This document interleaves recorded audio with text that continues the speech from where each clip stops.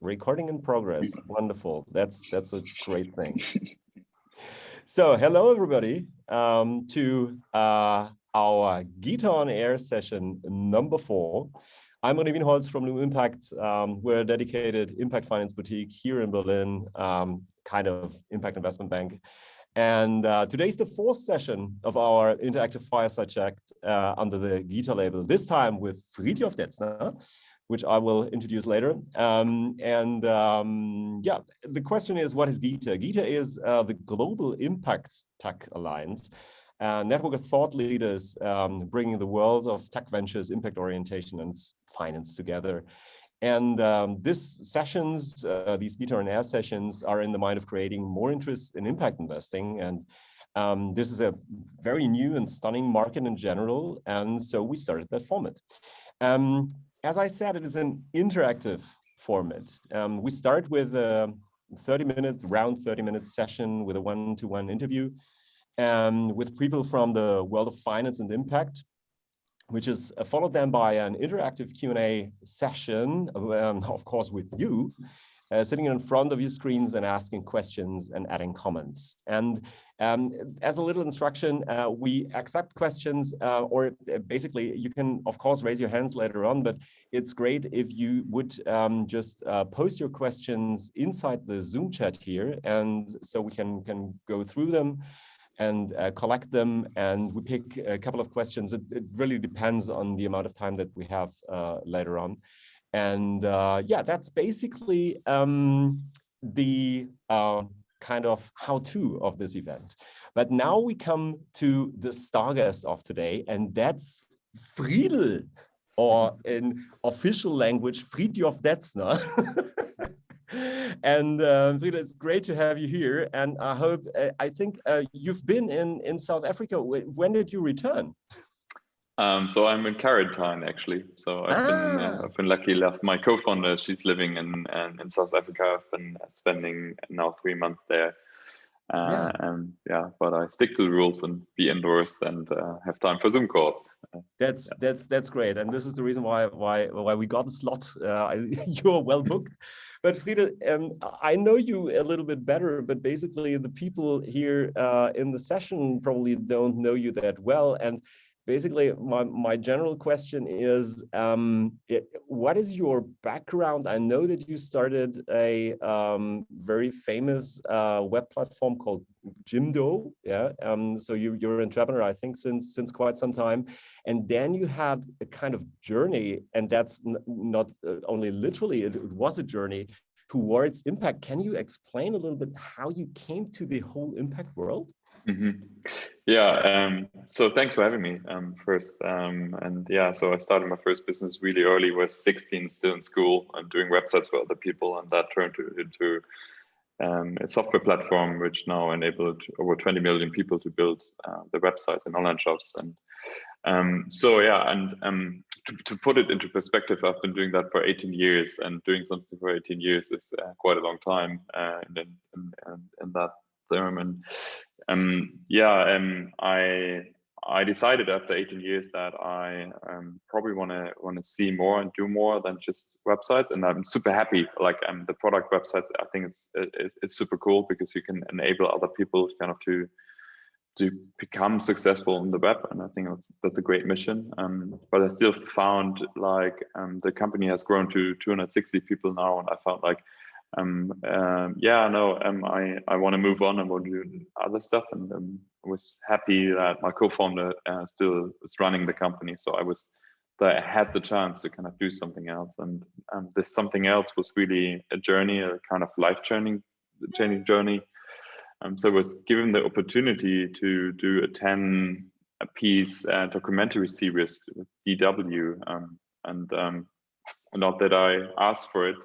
It was really a matter of luck, I guess. And after 18 years of doing one thing, switching the perspective completely, instead of being the entrepreneur, being more like a person who's out there, is learning and can see and digest a lot, was really a unique experience. I'm really thankful that I was given the opportunity.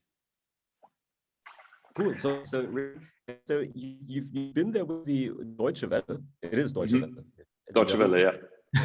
Wonderful German word. And you visited, I think it was parts of Asia, wasn't it? Yeah. So what was the most, when you remember that, what was the most interesting, or probably even frustrating or whatever part that you've seen in your journey? Mm-hmm. Yeah, the honest answer would be a lot. So I think I was a bit naive to take it on. So I have to give some more background. So the idea was that the founders traveling the world is meeting other founders in different countries. So and that was the initial concept. And we thought about, hey, how can we make that a little bit more interesting? And so we said, okay, let's take 10 out of the 17 UN Sustainable Development Goals as shells for each of the episodes, right? And yeah, you might know where it's heading. So if you want to portray the solutions of the founders, you have to portray the problems. And this 120 days of filming we did, has led me into, and I'm really thankful for it again, into a lot of really problematic situations from country to country to country. Issues like, I don't know, for example, we did a piece on plastic pollution. So it was on a lot of landfills in central India and in Indonesia. I was talking to rag pickers, collecting the plastic, sorting the plastic. Startups that are trying to kind of, I don't know, do local recycling and work on that, but really to being there every day on the ground and speaking to people was intense. And to maybe walk you through some of the examples.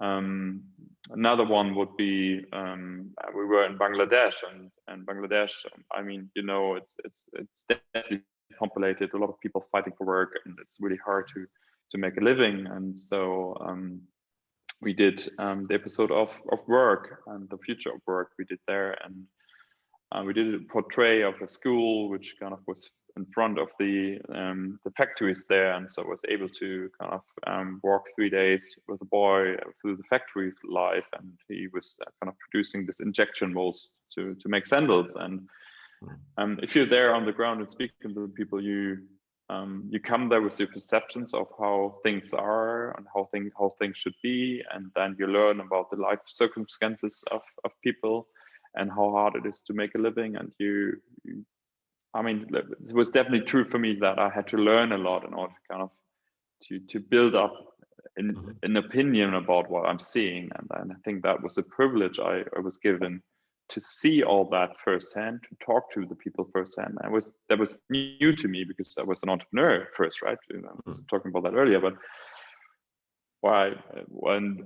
another one, low point probably, and we did the episode on climate change. We did in central India, and in central India there's so I did interview a person that tried to commit suicide, a farmer, and he had the 3rd year in a row no harvest due to extreme weather conditions. And he didn't know the concept of climate change. He didn't he's not aware of it. We can only tell you that the calendar he used to kind of use when to seed something and when to harvest and when to do what, it's just not working for him anymore.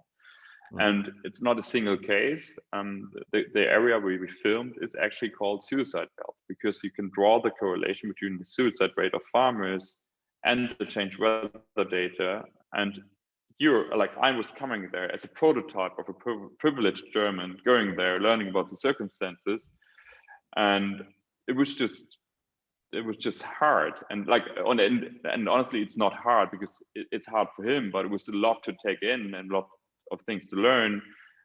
And again, I'm really thankful that I could do this journey 120 days of learning a lot and speaking to politicians, to scientists, to people everywhere. But it has changed my perception of the world quite a bit, and made me realize how privileged I am as a person. And I think we all are, and kind of as citizens of the global north. But basically, I was this prototype of a privileged person going there, being able to talk to persons. But then, hey, I stepped on the plane again, and that flew away, and then I flew to the next one, and that just it was a great learning experience. But at the same time, it was super tough, because you start to learn about the patterns of how our world functions and how intertwined our economies are, and that the products we were buying here are produced there, and that there's sometimes no simple answers to complex problems. And I mean, I just wanted to empathize, it's like I learned a lot and I experienced a lot, and I would wish for more people to be able to experience that. You had kind of a steel bath of reality, so to say. Wow, 120 days. And I just step back to the intro part. You said plastic pollution. I think the plastic pollution topic is something you brought even to Germany. I think that was one of the first entrepreneurial touch points with, let's say, some impactful things. What was it about? Mm-hmm. I mean, coming back from this journey, I was actually a bit puzzled and didn't know where to start and how to begin with. And then, I mean, I did a couple of things. One is like, okay, I said, okay, whenever I do something new, I'm gonna put my resources, my time into something which I, from my experience, what I call it useful, or something in the right direction. We would call that impact investment or starting impact startups, but basically kind of trying to be part of the solution, at least with my actions, and helped, or I was asked to join the advisory board of the Tomorrow Bank, of green fintech, or kind of helped the impact hub here in Hamburg. So did quite a bit, but also did one thing. So kind of collected a bunch of people I didn't know through my journey before and asked them, hey, what can we do? And then one idea that kind of popped up, which actually I have here, is called wild plastic. Right. And while plastic is quite simple, it's kind of supporting plastic collection initiatives throughout the world, and buy the collected plastic, bring it back to Europe, recycle it, and make products of it where you would say plastic is still the best alternative. So it's something kind of brand of recycled plastics then. Yeah, it is. So basically, yeah. So the idea is that we're supporting plastic collection initiatives and give them money so they can continue to kind of clean up the world, and pay fair prices for the collected plastic, and kind of and sell it.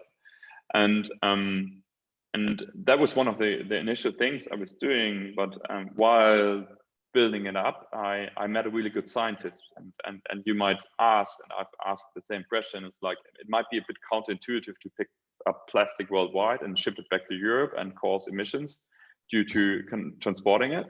And it is correct, right? So we did an life cycle assessment, and it's one of the core pillars. We might want to talk later about it, but so if you look at the emissions for a ton of plastic, for example, being collected in Haiti and being shipped back to Europe, it's causing, like, per ton 73 kilograms of associated emissions when you ship it back to Europe on a container ship. And you would say, yeah, that's bad and it's not great. But if you compare it to the production of virgin plastic, it's a different story. And so per ton of plastic you're producing, you're emitting 6.5 tons of CO2. So much worse. And so what we did, like together with Anne Lamp, we kind of opened my eyes to the science calculation part of LCAs. It's like kind of, we did 2 LCAs, namely as life cycle assessments. So you're basically calculating all the mass and energy balances throughout the life cycle of a product. So basically from what goes into a product, where the products, like the oil, where does it come from? How is it transported? How much energy do you need for the production? Then for the use phase and an end of life scenario. So it's basically doing all the calculation. And it is an intense process, but if you've done it, you can actually compare 2 things. And so you can actually compare a virgin plastic bag with a collected plastic, and you will find out that even though you're shipping something from ED back to Europe, it is kind of emitting up to 65% less CO2 than a virgin plastic bag, which is interesting because it wasn't my initial reaction, because we all know shipping something is not great, but we have to kind of compare stuff really in order to make an informed choice and a judgment. And yeah, and so that really struck me at that time, because I think that level of detail we should have when making investment decisions and really compare solutions and compare to the baseline scenario.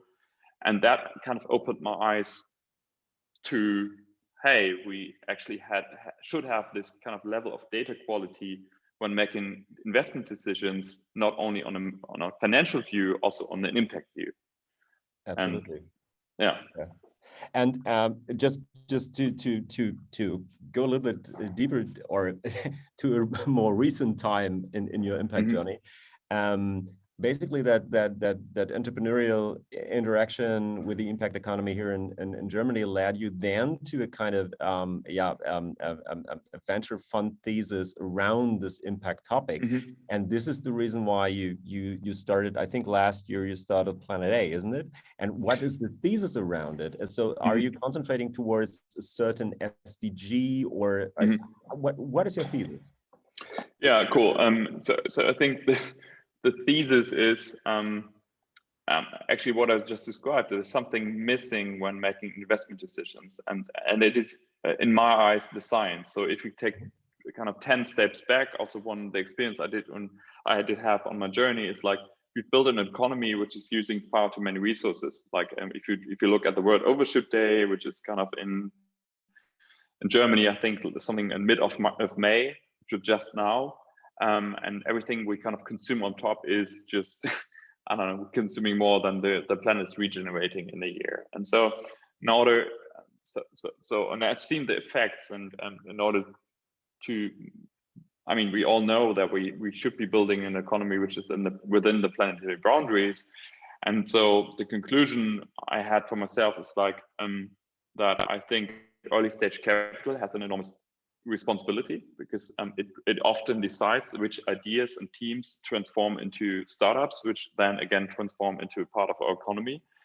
And so I think it should be informed decisions, and you can only make the informed decisions if you also have the science point of view in the investment process. And I think that is lacking or missing. So that's at least from my experience when I see it.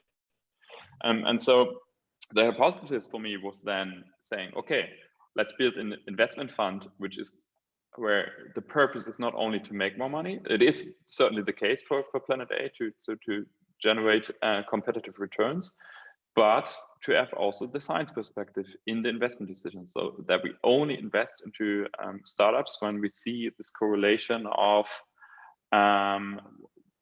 revenue growth is also leading to impact growth. And so for us, we kind of say we're investing quite broadly. So that means we're in all sectors of the EU taxonomy, but we only invest if we see a significant improvement in one of 4 areas. And these areas to be named is like, well, we call ourselves Planet A. So we say, okay, it's about the planet. So we say it's about the biosphere we live in. And then we look at what are the SDGs.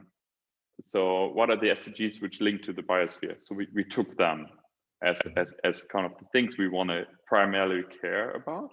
But in order to make informed investment decisions, we have to do one more, and we actually have to quantify the impact, right? So quite precisely in numbers and units. And so we came up with 4 categories, which is climate mitigation, measured in greenhouse gas equivalents in tons. Then waste reduction, also measured in tons, resource efficiency as a group of indicators, naming, like, it can be water, it can be energy, it can be kind of consumption of under limited resources. The 4th and tougher to quantify one is biodiversity, also as one of the 4 groups. And so the hypothesis that we only invest into business models where we see significantly improvements in these areas. Okay, so it's basically not a kind of SDG focus, but a kind of topic focus, as you said. It's about our environmental issues. And one question that I have, as we from our side, from Loom Impact, are working with also early stage startups, they always struggle around, let's say, doing impact reportings and all the assessments, and especially LCA, because I was also looking at this kind of methodology. is a very complex thing, and especially if you're working with early stage startups, how do you get them to do this kind of assessment without, let's say, hiring a staff of 3 people exclusively working on the topic? Yeah, I think really what Planet A sets apart is that we have a science team on board. So we do have Lena on board as a political scientist, and she has been advising the German government on climate questions. And then we have Benedikt Buchspies on board, who is a senior LCA analyst and has been doing that for 6 or 7 years now, and he's really an expert in doing it. So basically, is we providing the man or woman power, or whatever you want to be able to do this. We're not expecting early stage startups to do that on themselves. So it's basically also part of our investment process that we actually have to check if we believe the impact logic a startup is putting out there, if we believe it ourselves. And I think what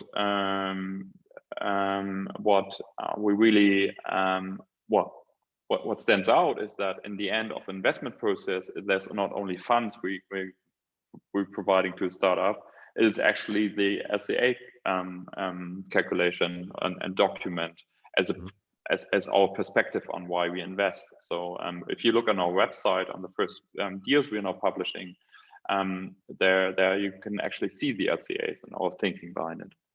Ah, okay. But okay, then I understand it.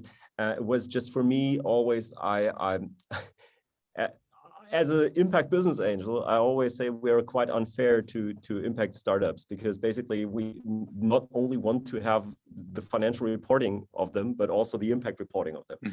But basically, then your kind of additional support is basically to roll out this kind of methodology and have decisions based on science. And that's something which is, I think, quite unique, so to say, that you support them with this. Yeah, or no, you know other ones that do this. I don't. No, us neither so much. More and more people thinking about it. And I think that's great, and we think that's cool. Also, I've sent you the link earlier where we kind of publicize on how we do impact assessment and our methodology. So I think in general, I think it would be great if more people would do it, because it really makes a lot of sense. I believe. I know it's also a lot to ask for, and that's also, I mean, we came together as a group because we really think it's needed, and to combine the science perspective and the entrepreneur perspective and the investor perspective, really. It is tough because like you just have additional costs in comparison to the normal fund, right? So you just have science people on top, but I believe it is really good, and here maybe the argumentation why I believe it's really good. So, I mean, you could look at it as like it's just more work. You could also look at it as like, hey, it's actually additional proof for the idea of a founder, because if you then have the evidence of someone externally checking the idea, it can help them a lot. In the case of Wild Plastic, it helped actually to land a major deal. So Otto, the big German online retailer, they're going to swap their packaging from virgin plastic to wild plastic based on their argumentation. And they checked the numbers, right? Wild Plastic has put them out there. They came to the same conclusion, saying, hey, that really makes sense. And so they actually, I really like their attitude that they believe what they're doing and check it back. And I think that's a great proof. It's also a great proof to kind of hire good talent into the company. And for us, we also realize in highly competitive deals, it's actually also interesting for them, for other investors and co-investors, that we are able to provide the evidence also for their investment decision. So I think, yes, it is definitely more work, and it's definitely more money you're spending on a decision, but I really think it's needed in order to build an economy which is within the planetary boundaries, because otherwise it would be just pure luck if you make the right calls. Yeah, absolutely. But that's a very interesting aspect, Fridel, you mentioned. I think we have a different kind of of relationship to the ones that are looking for products and solutions, whether it is in a B2C or B2B context. And as you said, for instance, auto, I think the family auto, at least as I know, are very, let's say, or they feel responsible for let's say, doing things environmentally right or better over the next decades. And I think that helps to get a whole lot of traction in selling products. So your argument is to say it is a competitive advantage if you have this at hand, and I fully agree. And that, I think, you're Hamburg based, so Lena is in South Africa, I'm here, Nick is in Berlin, so we do it how we do it today, right? So as we all do it. Yeah, of course. But basically, so you got a global network of people that support you and do screenings with you, and so that's also part of basically your Planet Venture network, I think, isn't it? I mean, yeah. So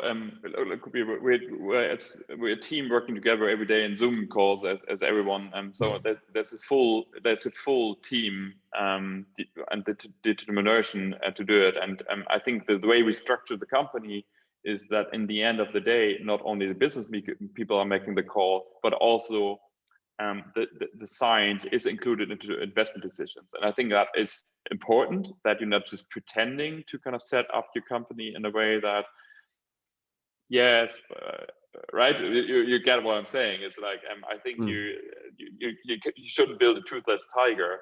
Otherwise, we just continue to do the same. Yeah, absolutely. So to have this kind of wrap up around the first half hour of this kind of one-to-one interview, I always ask one question at the end of this part, and that is, if you look at the kind of impact ecosystem or impact investing ecosystem, what is probably missing or still missing? What you wish to see in the market, or which initiatives or something which would probably lead to more additional money in the EU or globally seen towards impactful projects? So what if you have something on your wish list, what would it be?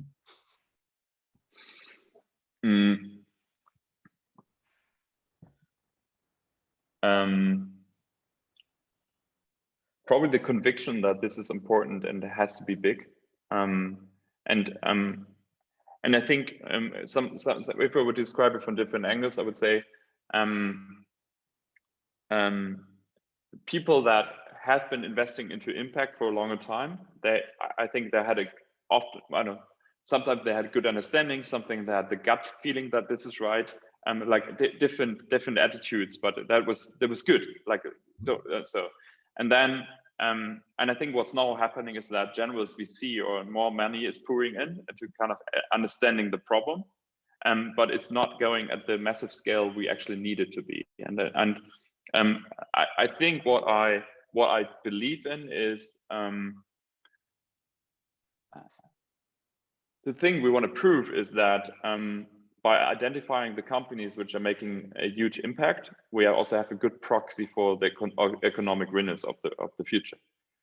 Because if we don't change the regulation, we all, like not us as Planet A, that the companies that are making the biggest impact, also the huge financial winners, then we just continue to screw up the planet. And I really hope and believe that this is our chance to get it right.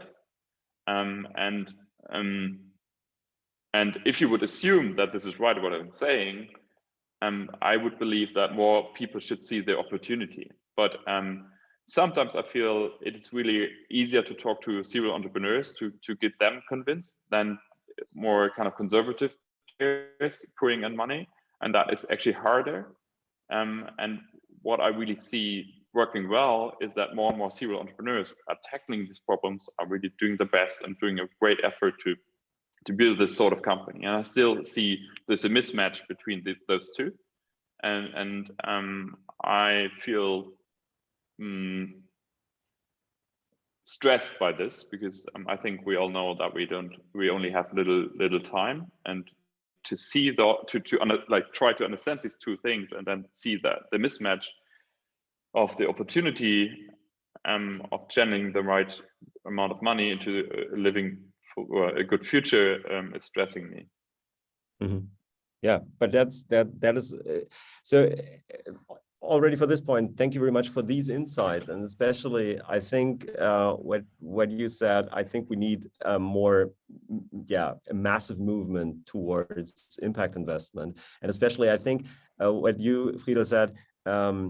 Also, from my point of view, is that the entrepreneurial mindset is not only bringing ideas that tackle these challenges in a very scalable way. I think that's something which is good, and this entrepreneurial spirit is really leading us seeing this in the light not of risk mitigation or something, but as an opportunity for new business and from new ideas, and that's I fully agree.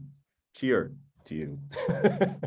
So I just take a look at the questions, and I think Jürgen, you were asking especially a question about how you would refine the return on investor. So Jürgen, could you step forward and ask your question probably?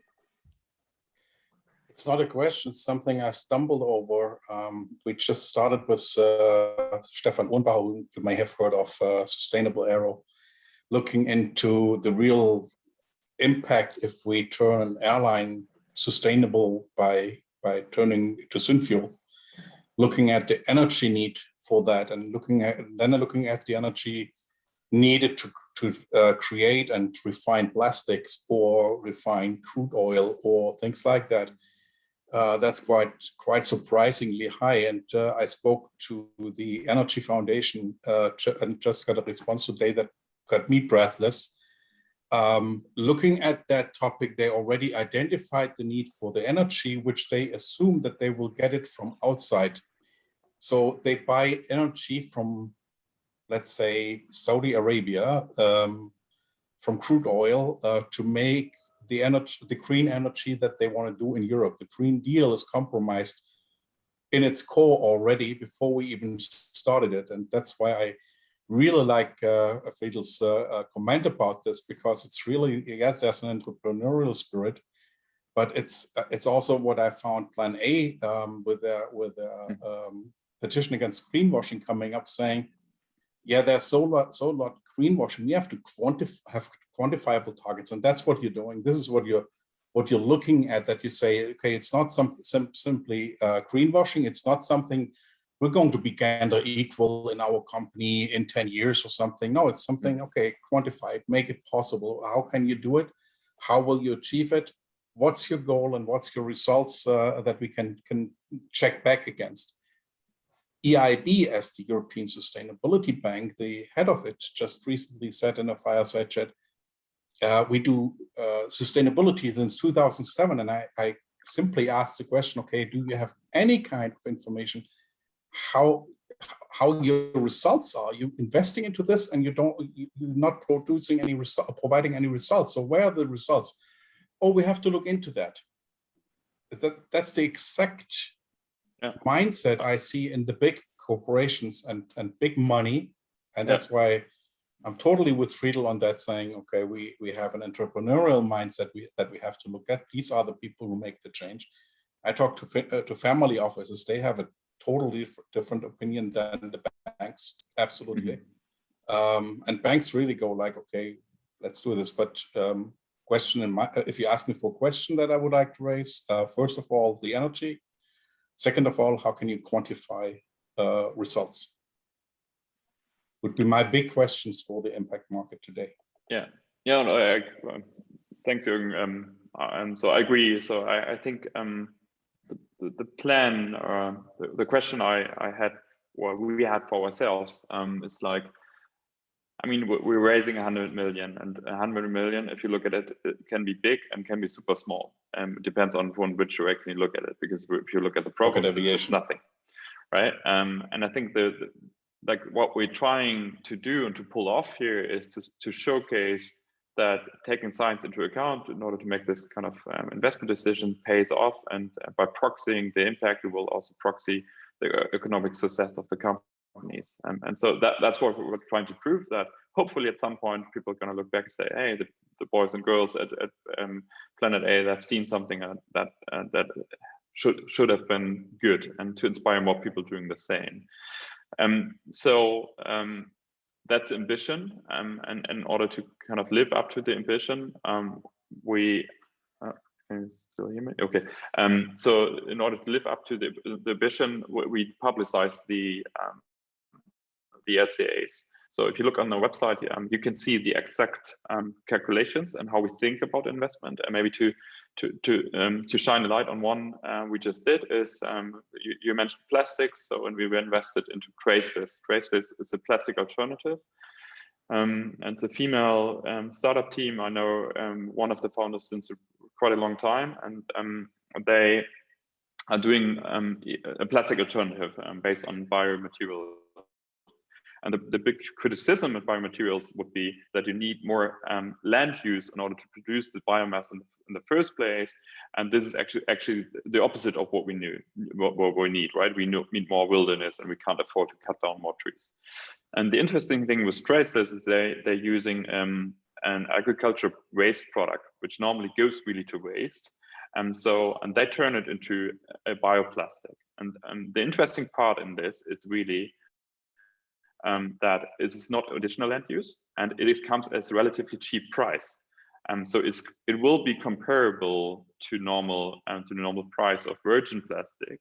And now there's something interesting I was talking about earlier. It's like, okay, you will see future regulations kind of increasing the price of virgin plastic, and this is kind of then working in favor of Traceless, which is good, and this is what we need, because then it suddenly is shifting, right? And we try to identify these kind of companies quite early, kind of forecast then the impact they can have, and do this year by year, or maybe even half a year. So we have to take snapshots. I know it's a lot of work, but we were up here to do this in order then to project this. That's the ambition. You can look at our website at planeta.com, and you will find the LCA lifecycle assessment, and then we kind of publicize our thinking while we did this investment, and publicize the thinking. And again, we're trying to achieve competitive returns in order to make it attractive for investors to drive this change. But we really think the profits also for the company are actually the motor in order to drive the impact. And therefore, we only invest into companies where more revenue growth also leads to more impact. Fridel, as you were mentioning, I think you can all see, I think the first post in the chat here, or the first and the second post in the chat here, that's links, by the way, to the LCA assessment methodology that your colleague at Planet A was publishing on Medium. And my question is, at the moment, I think that this is, in fact, your process that you're managing, let's say, on a kind of internal consulting basis. Are you also thinking about productizing this? Because you're a product guy with Jimdo. So basically doing something which was done basically in a very time-consuming and very manual way, in a kind of automated and fun way to do. Are you planning to do this in a kind of product, or do you think it's even possible? Yes and no. So at the minute we're trying to only do this for the portfolio companies, because it's really labor intensive, and I think it would be great if we will live in the future where this becomes more accessible, because it is complex. So our third investment we just publicized 2 days ago is Makersite. And you will find it also on our Medium or on our website. And what Makersite does is they're taking a bill of materials, and they can then calculate where are the different parts being produced, what's the carbon footprint of each of the materials, and the shipment cost, and all that. So it is kind of an LCA tool for some of the parts, mainly heavily production units, and bigger corporations are using it to kind of calculate the ecological footprint, but also the cost, and then they can kind of and can start to model what happens if I'm going to source this piece not here but there. So I can start modeling that. So this is kind of part of this direction we're going. But sometimes, if you, again, back to us, we're doing seed investments, it is relatively unstable. So you really have to kind of get into it, and see the rough indications and build your own model. So there are more and more efforts, and we try to collaborate with tools which kind of give you a rough LCA and kind of gives you a rough understanding of that. We're going to publicize something about that in the next few months, cooperation. But yeah, so basically moving forward into this area is super important. But again, I would say when making really good investment decisions, I think you have to also consider the knowledge and make it as part of your process as well, and get the expertise and build up the expertise in order to make more informed decisions. And I think a tool just alone won't do the job. So I think you have to gather knowledge at this point in time. Yeah. Okay. Understood. So, but basically, the idea of the LCA, or to connect this, is let's say the core of all of this. As I understand now, your portfolio at Planet A is now consisting of half a dozen companies, or 5. Okay. And so basically you just from my understanding, so you plan to invest in, let's say, 3 to 6 or whatever companies a year, or how do you so that? Probably 30 in total with the 100 million. Yeah, so we're just starting. We're still fundraising, but we do have the commitments of the early investors that we can do warehousing deals, which are then in a structure already in the fund, which is super nice. So we will get there. Yeah. And yeah, but by the way, Jürgen was also asking a question about the European Investment Bank. Do you got some backing from them, or? No, we not with them.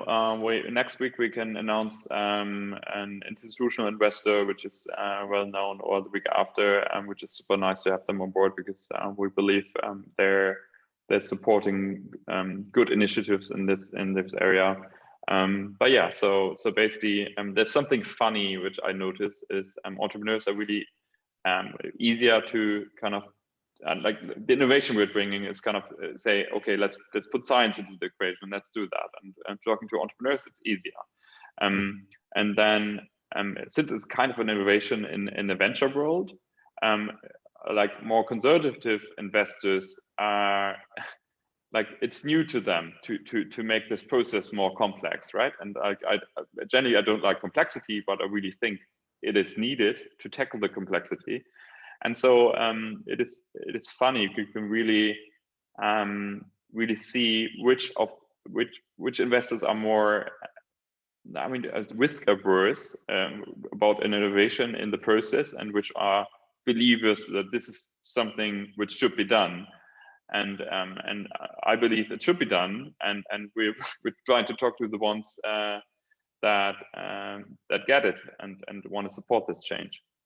Yeah, absolutely. So the as I said, basically, of course, the larger institutions see impact, or the impact and climate change is or investing in something in that direction as a risk mitigation strategy. And basically the entrepreneurs see it as an opportunity, which is basically, let's say, the world that I like most. And I think you can also profit from them. I have got another question from Bettina Gerrit. Do you want to step forward and ask a question? Or if not, I can read it, of course. Oh, you're still on mute, Bettina. Bettina? We can't Conference hear call you. bingo, you're on mute. Yeah. Okay, but basically. Right. That's cool. Here you go. Women and technology, you know. Right. No. Well, talking about complexity, as I wrote in my question, as a previous investment banker, always very keen to find out how investment decisions are being taken at the end of the day, and whether in your case, Planet A, it's you very much based on unanimous decisions, or how do you actually? That may also be interesting for someone seeking funding. How long does it take? Who actually have to convince in your team? The entire team, the business team, especially. I call it the scientist side. Cool. Thanks. So as I said, we are not leaving out the complexity. So business-wise, we're looking as close as any other fund, I would say, or as detailed. So we're just having an additional complexity, saying the 4 categories we're looking at, and the 4 categories: climate mitigation, waste reduction, resource efficiency, biodiversity protection. And you only have to be significantly better in one of them. So like you don't have to tick all the boxes. So I don't know if something is. I can give you some examples, but for example, the traceless one is ticking pretty much all the boxes, since I mean, it's waste reduction, it's resource efficiency, but it's also big in climate mitigation, since virgin plastic production is so CO2 intensive. So there's this kind of, if you kind of map out it to the criteria we are facing, then it will be easier for you to get through. So whenever you apply, we're going to send you a questionnaire and asking you some questions around the impact of your product and how you would describe it, so that we can get a rough estimation and can understand what you're doing. And so yeah, and sometimes we also, like, we have turned down obviously several investments because due to impact where, I don't know, for example, in cultivated meat, there were some studies that the kind of reduction in CO2 emissions is super high, and more sooner or later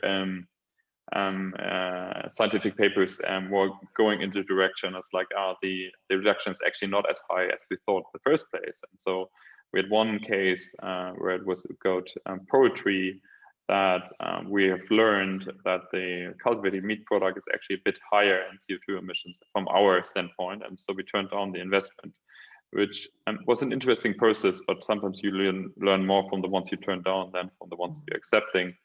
But yeah, that was interesting. And then to add another layer of complexity to this is like, what we do is with LCA, we kind of state the status quo, what's the baseline scenario and what does it compare to. But then sometimes you also have a systemic change over time, right? So if you, I don't know, if you, the example probably everybody gets is like the batteries of electric cars have a huge CO2 backpack, and obviously you have to drive for quite a long time, so it levels out.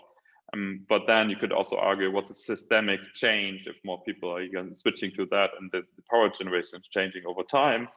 But then you have to build more complex models, and we're still learning how we kind of include systemic change into our calculations. We will do that. I just want to be transparent of how we judge things today, and that we have a missing spot how to include it yet. But it's part of our journey, and I think part of what we're trying to do at Planet A is kind of to be transparent with this, go for it, do it, and kind of then also publicize it. And there might be things we might have to change later on as we learn things, right? We're not perfect, and don't want to say we are, but still we're trying to move into this direction. I think the issue is there is no absolute truth, but basically a snapshot about how we think what could be true at the moment, or that's science. Yeah, that's yeah, absolutely. Yeah, thank you. Bettina, did this answer your question? The only thing you didn't mention the turnaround time. So if you're going to be presented with a terrific investment proposal, how long does it take at this moment? I don't have the exact numbers in my head, since I'm not running the process. So while we're building this up, we already have seen 600 proposals, which is immense, and we have sometimes a bit overrun by all the things. So we try to be quick, and I think I mean, there's examples where we didn't nail it, and there's some examples where we're really quick. And so what we're trying to do is that we are fast. At the minute, it's a bit of a stretch for us ourselves, since we're raising our own fund, we're building up the impact methodology, we're doing our first investments and building up the network. And we're definitely working a lot. But yeah, so anyway, we try to be quick. I don't know the exact number by heart. Absolutely. So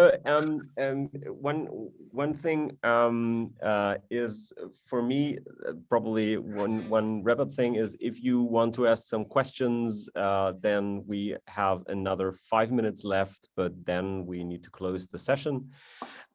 So the just for a kind of question, market-wise, when you look at your deal flow at the moment, what you're looking at, where would you see, where's the most momentum, or the most, let's say, what kind of industry or topic is addressed mostly when you look at the DAX?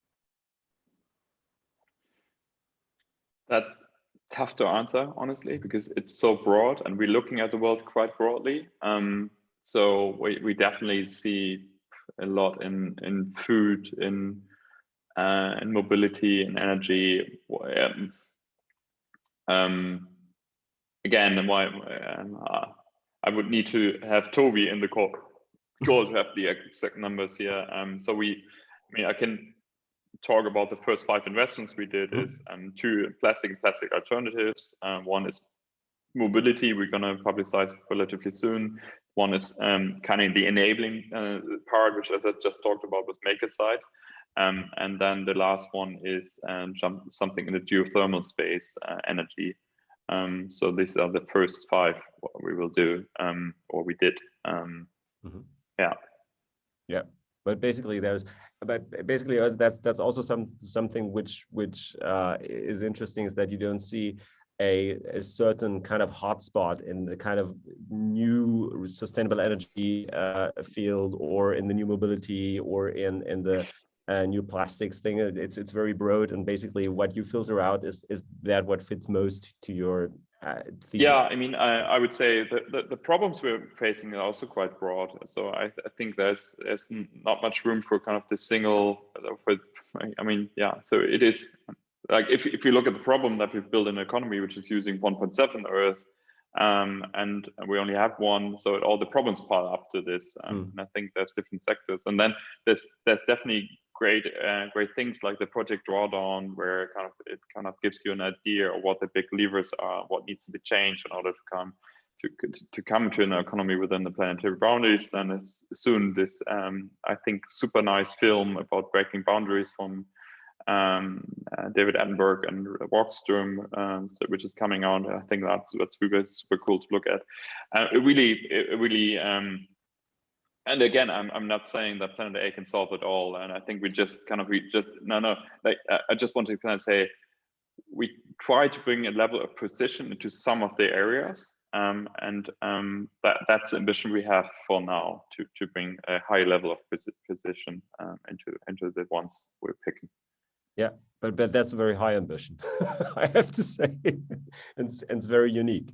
So I would say, let's close the session. And again, Fridel, thank you for your time. And I finally really hope that when are you able to leave your quarantine and to enjoy the good weather of Germany at the moment? Yeah, no, that's all good. It's like, I like hanging out with Zoom calls actually more than you might think.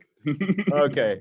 So I hope that you enjoy your time in quarantine as much as you can, and then you can step out healthy again, and hope to see you in person soon, sometime in future. And for all of you participating in this call and seeing this video later, thank you very much for watching, and I hope to see you soon in the next GITA On Air session then. Okay, thank you very much, Fridel. Bye-bye. Thank you. Thanks for listening. Thank you very much. Thank you. Bye-bye.